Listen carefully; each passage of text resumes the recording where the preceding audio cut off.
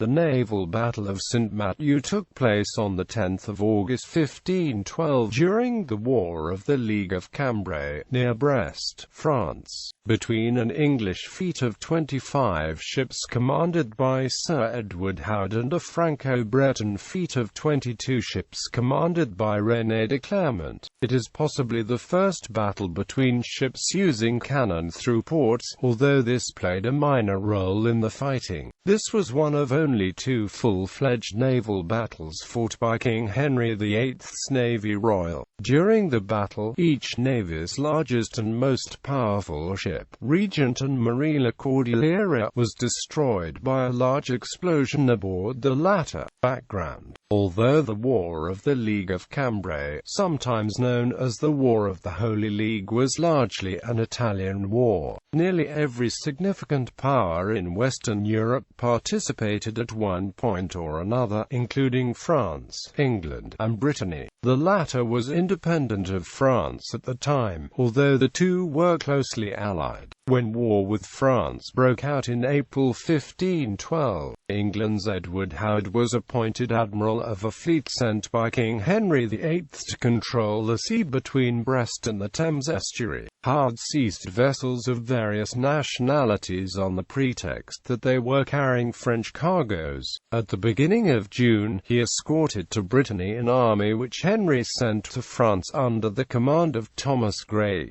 2nd Marquess of Dorset, with the hope of recovering Guyenne.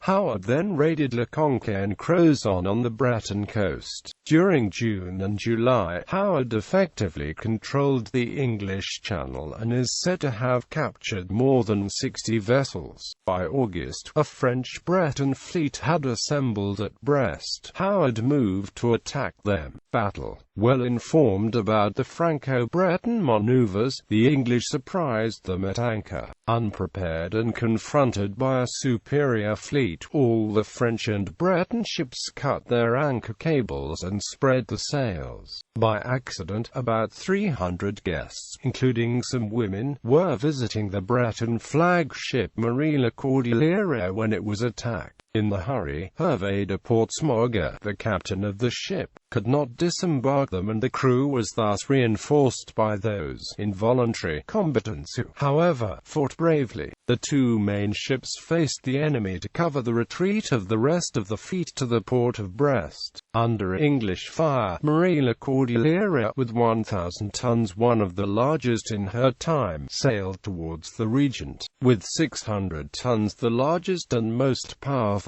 ship in the English Navy, the Sovereign and the Mary James rushed to rescue the Regent and surrounded the Cordelière, while the superior fire of the Mary Rose badly damaged the Petite Louise, which was forced to retreat. The Cordelière remained alone among the English fleet, with the exception of the small Nef de Dieppe, which harassed the English ships. The Cordelière's cannons dismasted both Sovereign and Mary James, which became ungovernable and drifted in the Aroise Sea. Hervé de Portsmouga, also known as Primauguet, the Breton captain of the Cordelière, ordered the assault of the Regent. Grappling hooks were thrown and the two ships were tied together. The seamen of the Marie-la-Cordelière rushed on the Regent's deck, which was constantly being reinforced by English ships transferring the Curzon. The Regent, the little Nef de Dieppe, maneuvered skillfully to bombard these new assailants. The deck of the Regent was covered by blood when, suddenly, the Cordelière exploded.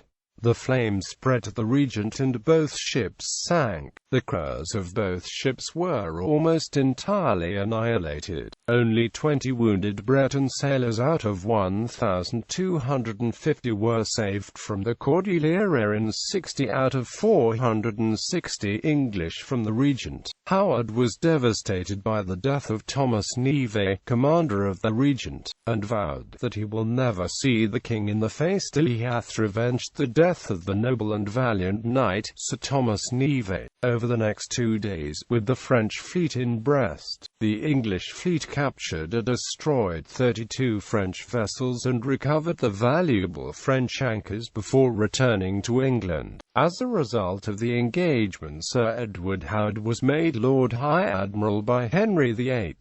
Role in Breton culture. Brittany and France were still technically separate realms at the time, united only dynastically through the marriage of Duchess Anne to King Louis XII of France. The combination of the French and Breton fleets was thus the first significant military action in which the two countries fought together. 24 years after the Battle of Saint-Mathieu, the last battle between them, it thus became symbolic within Brittany of the unity between Brittany and France. The destruction of the Breton ship Marie-la-Cordelière quickly became famous.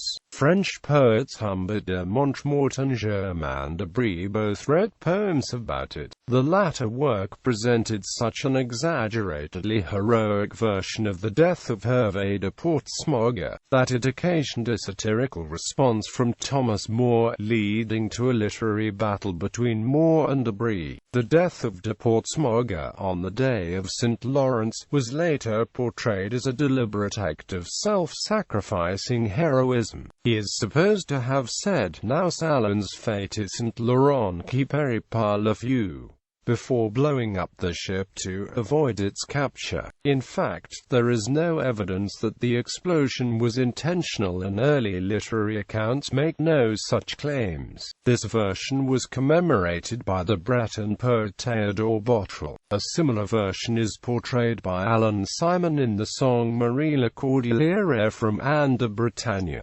Ships involved.